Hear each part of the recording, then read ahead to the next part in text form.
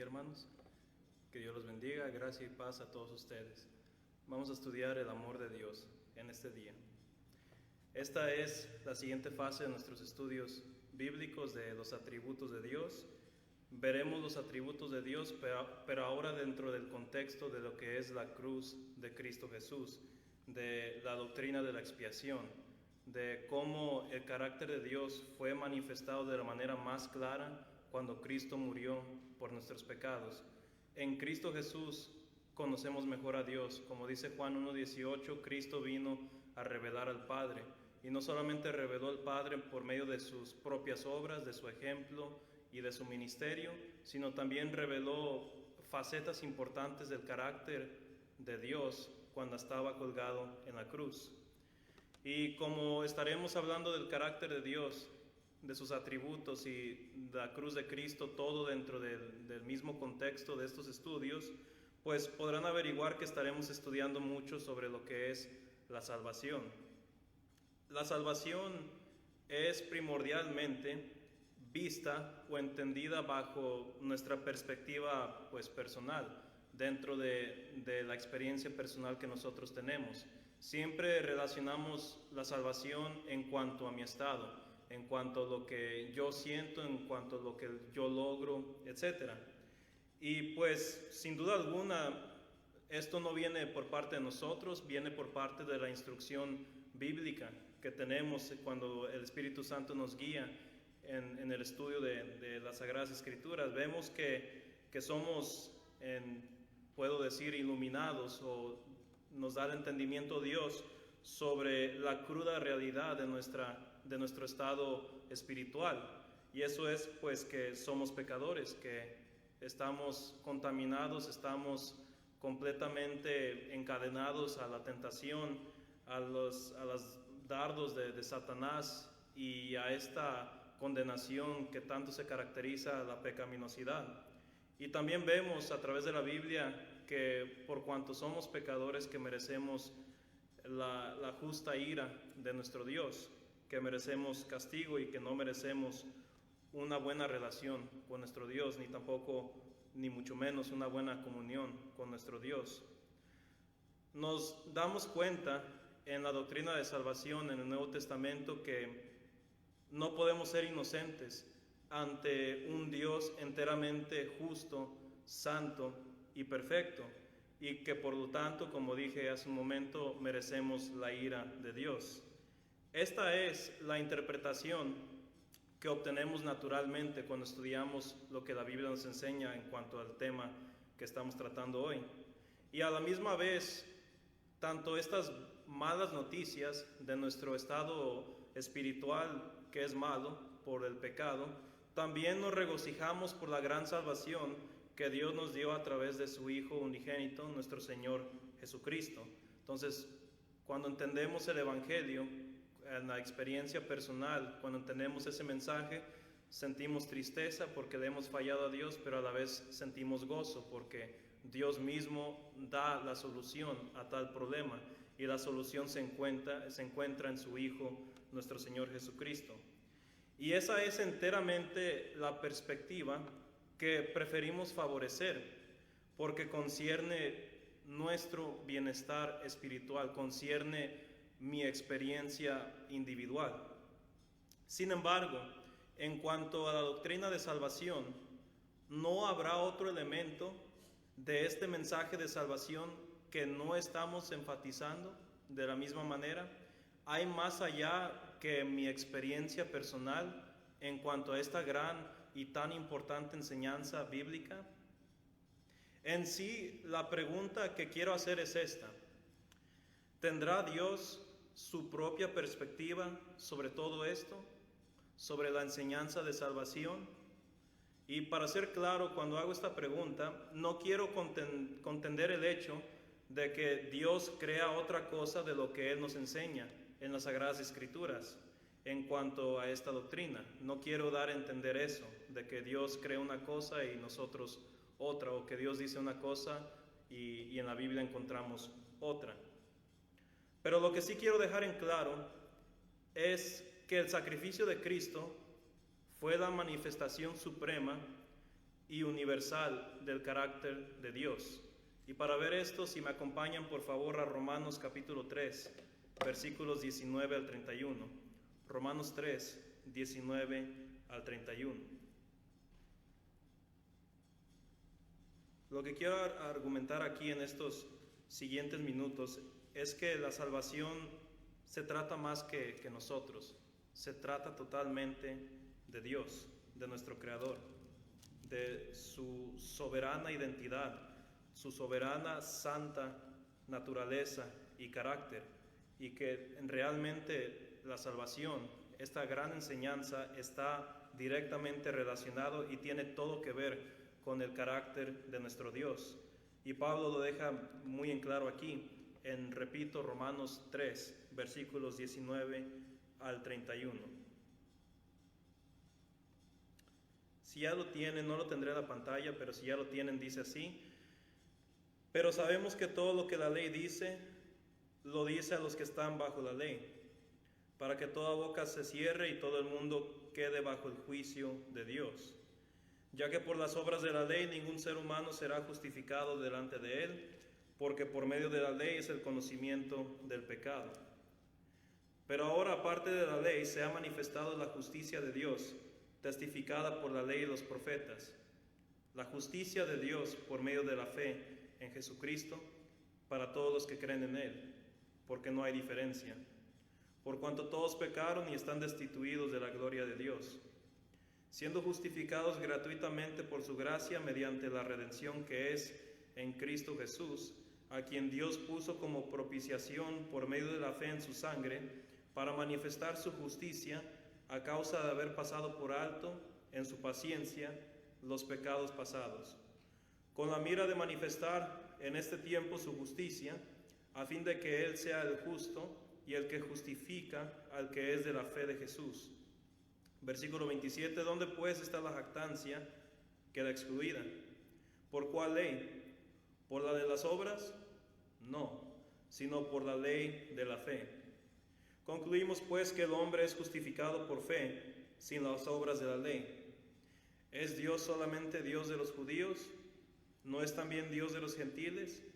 Ciertamente también de los gentiles, porque Dios es uno, y Él justificará por la fe a los de la circuncisión, y por medio de la fe a los de la incircuncisión.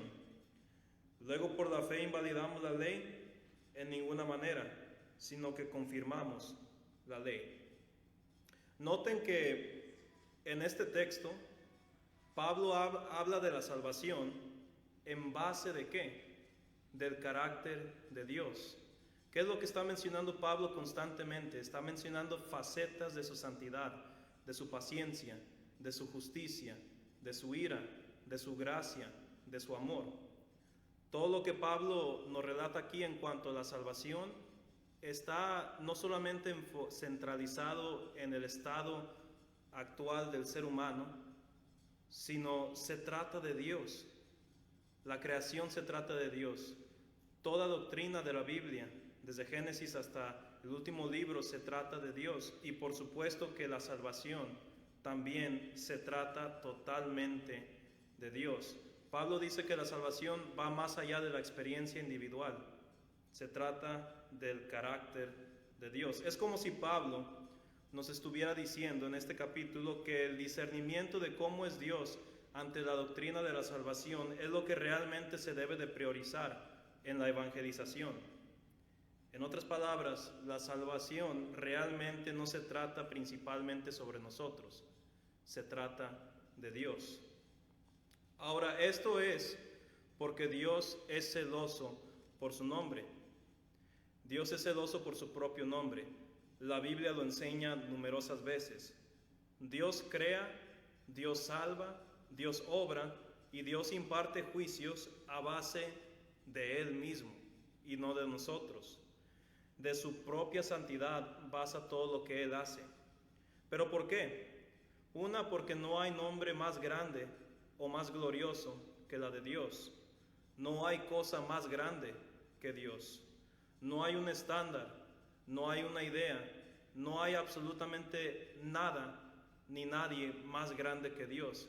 y por lo tanto todo lo que Dios hace, lo hace por sí mismo, para glorificarse a sí mismo, por su nombre santo, por su nombre glorioso, por su celo que Él tiene por su propio ser. Con el tiempo estudiaremos con más detalle este aspecto del celo de Dios, pero por lo pronto dejemos algo en claro. Dios nos ha salvado para traer gloria a sí mismo, a su gran y bendito nombre. Por eso la Biblia dice que la salvación es del Señor, como dice Salmos 37, versículo 39. Dios, en su celo santo, busca glorificarse a sí mismo. Él cumple con sus promesas sin conformarse a las agendas o opiniones de los hombres, sino lo hace de acuerdo a su voluntad benevolente. Dios, por ejemplo, salvaba a Israel a base de sí mismo para traerse gloria a sí mismo. Si me acompañan a Salmo 106, versículo 8, una vez más no estará en la pantalla, pero Salmo 106, versículo 8. ¿Por qué Dios salvaba a Israel? ¿Por qué los libraba de todas las veces que se encontraban oprimidos o se encontraban en sufrimiento? Nos dice aquí el salmista que para glorificarse a sí mismo. Todo lo que Dios hace, y especialmente cuando es en referencia a la salvación nuestra, lo hace por su santo y bendito nombre.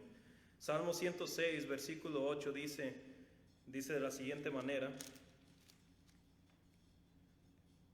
pero Él los salvó por amor de su nombre, para hacer notorio su poder. Fíjense que los salvó del Mar Rojo, los guió, les dio agua, como dice aquí el capítulo entero que acabo de mencionar, y todo a base de amor de sí mismo. Dios se ama perfectamente a sí mismo, en su celo perfecto.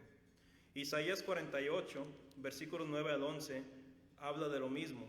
Si gustan acompañarme o simplemente escucharme, pero Isaías 48, 9 al 11, dice de la misma manera. Dice Dios: por amor de mi nombre, diferiré mi ira, y para alabanza mía, la reprimiré para no destruirte. He aquí te he purificado, y no como a plata, te he escogido en horno de aflicción.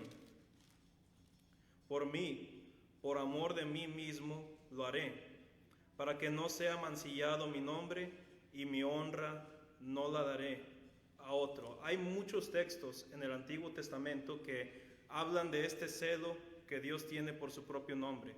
Pero siempre cuando se menciona el celo de Dios por su propio nombre, siempre es para el beneficio del ser humano. En otras palabras, Dios en su celo no es como el celo que nosotros podemos tener, un celo equivocado, donde existe el capricho, donde existe el egoísmo.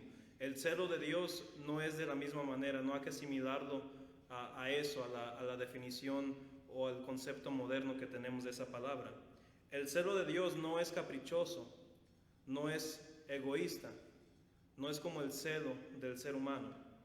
Dios es perfecto en su voluntad, y de hecho la obra continua de traer gloria a su ser es lo que hace que exista la salvación en primer lugar.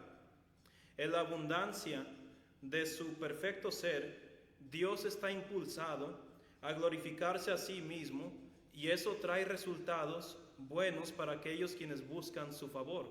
Por ejemplo, la Iglesia de Cristo.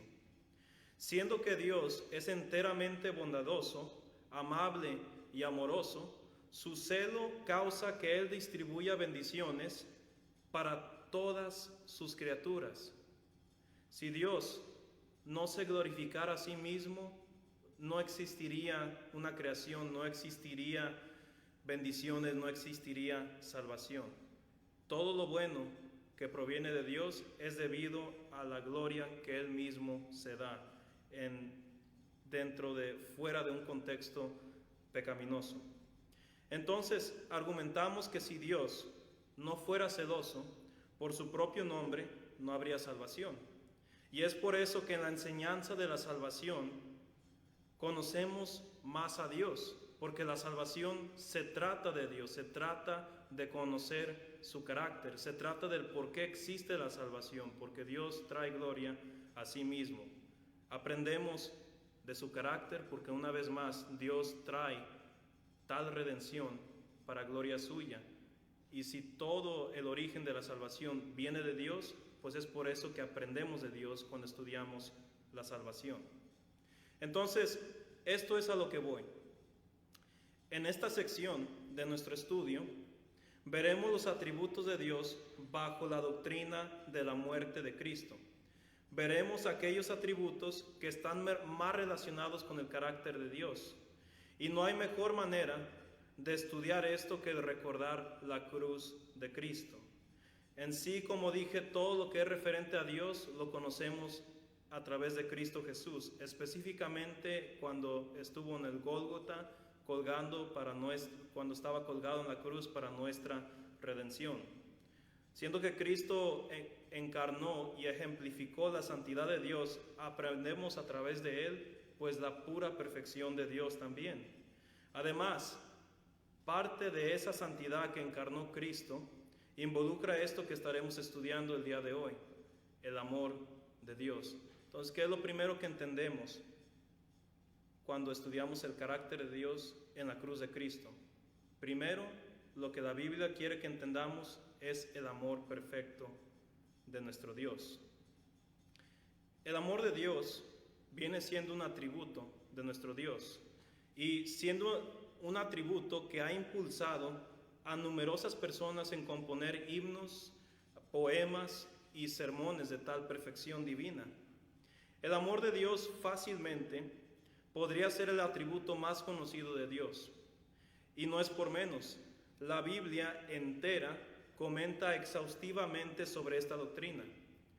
El amor por sí solo es algo tan profundo de contemplar, solamente por experiencia ordinaria humana. Cuanto más cuando se hace en referencia a nuestro Creador perfecto y inescrutable también. Es tan profundo el amor en sí que hay numerosas palabras griegas e incluso podríamos estudiar otros idiomas y hay incluso otras palabras que solamente comentan sobre la anchura y lo extenso que es esto que conocemos como el amor. Pero en sí, a pesar de que se puede comentar bastante sobre el amor, muchos encontramos la dificultad de definir la palabra amor en sí, especialmente cuando es en referencia a Dios. Pero comenzando con una definición útil que podemos utilizar. Si podríamos ir al siguiente slide, por favor. Esto lo tomé de una teología sistemática editado por MacArthur y Mayhew. El amor perfecto de Dios, y ahorita veremos la evidencia bíblica de esto, el amor perfecto de Dios es su determinación de darse a sí mismo y a los demás, y su afecto por sí mismo y por su pueblo. Por esta definición, uno puede notar que Dios no es deficiente o incapaz de tener sentimientos o compasión, algo que ya hemos comentado muchas veces. Más bien, es la naturaleza de Dios el amar. Dios ha amado eternamente, según las Escrituras, lo que significa que Él ha amado incluso antes de que los ángeles o los hombres fueran creados. Él no podría haber amado después de la creación, porque el amor debe de tener un objeto, significando que Dios se amó primeramente a sí mismo en un sentido trino, en el Padre, el Hijo y el Espíritu Santo. Pero también Él ha amado a toda su creación desde toda la eternidad pasada. Se amó a sí mismo antes de la creación, pero también dentro de su infinito conocimiento, sabiendo que Él crearía todas las cosas y que habría un pasado, presente y futuro, Dios ya nos amaba a nosotros. Dios ama precisamente en ese orden que acabo de mencionar, a sí mismo eternamente en un contexto trinitario y luego a su creación en totalidad. Si expandemos nuestro discernimiento teológico en cuanto al amor de Dios, vemos que es el darse a sí mismo por el bien de su pueblo, pero también hay ciertas características del amor de Dios. Si podemos ir al siguiente slide. Las siguientes características, que solamente mencioné 5, son lo que podemos comentar sobre el amor de Dios. Número 1, el amor de Dios es inteligente. Eso es que el amor de Dios es racional porque Él ha decidido amar. No es algo espontáneo, sino es por la volición de nuestro Dios el amar. No existe el amor de Dios en momentos oportunos. Dios escoge amar. Dios ama y su amor está balanceado y en conjunto con sus otros atributos. Otro factor que hace que su amor sea racional o inteligente. Su amor no prevalece más que su justicia. Todos los atributos de Dios están perfectamente balanceados. Por eso Dios creó un cielo y un infierno. Por eso Dios recompensa a los justos en Cristo Jesús y condena a los pecadores quienes no se arrepienten. Por eso Dios actúa como actúa, porque Él es balanceado en sus perfecciones, su amor, su justicia, etc. Su amor, por supuesto, también, y esto es algo un poco más claro para todos nosotros, es benevolente. Este amor benevolente de Dios es su afecto universal sobre los creyentes e incrédulos. En Mateo 5:45 es un pasaje importante que le da aquí validez a este punto, porque Dios dice que da sol y da lluvia y da todas las necesidades, no solamente a justos, sino también a injustos también, lo cual significa que Dios ama a todas las personas y por eso provee bendiciones a todas las personas. Dios le da de comer a gente dentro y fuera de la iglesia. Dios le da trabajo a gente dentro y fuera de la iglesia porque Dios tiene un cariño, una benevolencia universal para todos, que claro, dependiendo de su voluntad, a veces permite que exista sufrimiento en la vida de una persona. Todo depende de la soberanía de Dios, que solamente la persona en su experiencia personal puede discernir. Pero su amor es inteligente, benevolente, pero también es justo. Dios no ama más a una persona que a otra. Él no hace acepción de personas, como dice el apóstol Pablo. Dios abunda tanto en amor que el apóstol Juan va hasta el grado en decir que Dios es amor, porque ama tanto, ama demasiado. En adición, el amor de Dios es justo en el sentido que su amor no se corrompe o se compromete con la práctica de la injusticia. Entonces, solamente porque Él ama no quiere decir que Él va a hacer a un lado su estándar de santidad o su estándar de injusticia. Solamente porque ama a una persona no quiere decir que no va a estar feliz cuando tal persona peca o practica la injusticia. Una vez más, los atributos de Dios son balanceados y su amor está en conjunto con su justicia. Su amor no prevalece sobre su justicia, ni su justicia prevalece sobre su amor. Por eso Pablo también describe el Evangelio como un misterio, porque Dios, en su sabiduría, a través del Evangelio de Jesucristo, logró el balanceo de sus atributos sin comprometer su justicia ni su amor. Por eso tanto la importancia de entender la fe, de que Dios proveyó la fe en su gracia para no comprometer o no disminuir su justicia, su santidad, su amor, etc. Es el gran misterio y la inescrutabilidad del Evangelio y de la Sagrada Doctrina que estudiamos en la Biblia. Su amor también es sacrificial. Tal como lo definimos, el amor de Dios es la determinación que Él tiene de darse a sí mismo por el beneficio de sus criaturas. Dios se dio a sí mismo en Cristo Jesús, y la persona de Cristo fue sacrificada literalmente por el bien de su pueblo, algo que estaremos comentando más adelante en el estudio. Y su amor, por último, como ya hablamos un poco en el principio del estudio, su amor es celoso, pero en el sentido que hemos estado hablando. Dios se ama a sí mismo y a su creación en ese orden específico, y Él espera que su creación racional, nosotros los seres humanos, sea recíproca también en tal afecto. Dios ama debido al celo que Él tiene por su nombre, para glorificarse a sí mismo. Y esto hace que imparta su felicidad y amor hacia su creación al impartir bendiciones y salvación.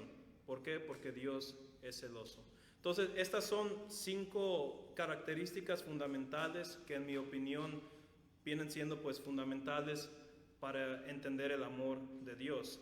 Es, y repito, inteligente, benevolente, justo, sacrificial y celoso. Pero lo importante siempre, como trato de dar a entender en los estudios, la evidencia bíblica. ¿Cómo sabemos todo esto? Por lo que la Biblia nos enseña. Si me acompaña Deuteronomio 7, versículo 8, la Biblia muy cuidadosamente en toda su longitud nos describe en varias maneras el amor de Dios. Una de ellas es que su amor está en relación con su soberanía, con su autoridad. Que Dios decide amar, pero también Dios decide utilizar su amor dentro de su reino soberano. Y aquí en la ley, con Deuteronomio, que significa segunda ley o la repetición de la ley, Moisés quiere que Israel entienda esto, que a pesar de que Dios imparte juicios y se disgusta con la pecaminosidad del pueblo, Él sigue siendo un Dios de amor. Y quiere Moisés recordarle a los israelitas que Dios es amor y que si en verdad se arrepienten, Dios en su amor los va a perdonar y los va de hecho a bendecir. Pero dice así Deuteronomio 7, versículo 8, sino por cuanto Jehová os amó y quiso guardar el juramento que juró a vuestros padres, os ha sacado Jehová con mano poderosa y os ha rescatado de servidumbre de la mano de Faraón, rey de Egipto. Entonces, igual con lo que leímos en Salmo, que dice lo mismo pero ahora con diferentes atributos. En Salmos vimos que Dios en su celo, para glorificarse a sí mismo, libró a Israel. Pero en su celo viene su amor y dice básicamente lo mismo, pero ahora dentro de la explicación del atributo amoroso de Dios. Que Dios en su celo sí salvó a Israel, pero Dios porque los amó también los salvó. Pero su amor es soberano, también es grande su amor. Y Efesios 2, versículo 4 al 7 nos declaran esto. Vamos ahora al Nuevo Testamento, Efesios 2, 4 al 7.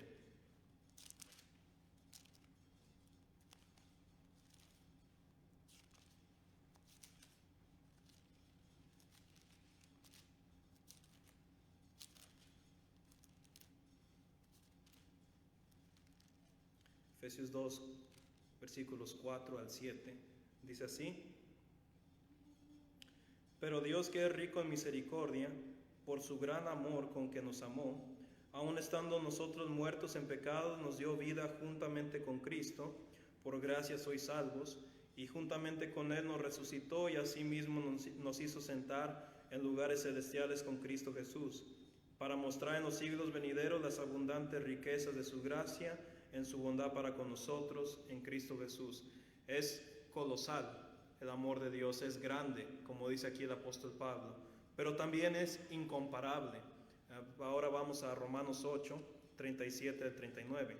Romanos 8, 37 al 39. Es soberano, es grande, es eterno, es incomparable, dice el apóstol Pablo aquí. Antes en todas estas cosas somos más que vencedores por medio de aquel que nos amó. Por lo cual estoy seguro de que ni la muerte, ni la vida, ni ángeles, ni principados, ni potestades, ni lo presente, ni lo porvenir, ni lo alto, ni lo profundo, ni ninguna otra cosa creada nos podrá separar del amor de Dios que es en Cristo Jesús, Señor nuestro. Interesantemente, el Nuevo Testamento nosotros lo asimilamos como el pacto que nos declara el amor de Dios, pero es el Antiguo Testamento que realmente comenta más sobre el amor de Dios, y ahí tengo las citas para su consideración. El Antiguo Testamento habla más del amor de Dios que el Nuevo Testamento, y a veces se habla mucho de la ira de Dios Se piensa que se habla mucho de la ira de Dios en el Antiguo Pacto. En realidad, esta es una también en reversa. El Nuevo Testamento habla bastante, de hecho, de la ira de Dios. Pero supongo que comprendemos más el amor de Dios en el Nuevo Pacto porque es en Cristo Jesús, como leímos aquí en Romanos capítulo 8. Se magnifica el entendimiento que tenemos del amor de Dios en el Nuevo Pacto. Pero en sí, toda la Biblia comenta del amor de Dios. Es parte de su santidad, es parte de su soberanía, es parte también de su inmutabilidad. Dios no cambia, y si su naturaleza o su carácter involucra el amar, pues Dios no cambia su amor. Dios no altera su amor en ninguna manera, nunca cambia, no disminuye, sino siempre es grande, glorioso y eterno. Él amó antes de la creación. Él se ama primeramente a sí mismo, a su Hijo Jesucristo, a nosotros, a su iglesia, al cielo, a sus ángeles. Dios ama simplemente. Está muy claro también que Dios ama a cada persona individualmente, pero Dios ama especialmente a aquellos que viven sus vidas basadas en buenas virtudes como la justicia. Y este es el tercer punto. Y con esto no quiero decir que Dios ama más a unos que a otros o que hace acepción de personas. Simplemente demuestra un favor especial o un reconocimiento especial a aquellos de sus hijos quienes se esfuerzan en la piedad o se esfuerzan en hacer las cosas bien delante de sus ojos. Dios se goza cuando ve que su pueblo se esfuerza a hacer buenas obras. Con esta presentación sistemática que he hecho del amor de Dios, yo creo que este es un buen momento para concluir. El siguiente estudio que tendremos de esto, ahora sí, teniendo ya la base del amor de Dios, porque es bastante, de hecho esto se puede continuar y continuar, pero quiero ir hacia un punto específico aquí, una dirección específica, y es más que suficiente por el día de hoy. El amor de Dios lo es todo. Y queridos hermanos, hay que siempre agradecerle a Dios porque Él nos ama y porque Él demostró su amor en la manera más suprema posible, a través de su Hijo Jesucristo, cuando dio a su Hijo, cuando se dio a sí mismo en su Hijo Jesucristo para el bien de su pueblo, por su celo, por su soberanía y también por su amor. Que Dios los bendiga y muchas gracias por su atención y por su paciencia. Hermano Diego nos despide con una oración.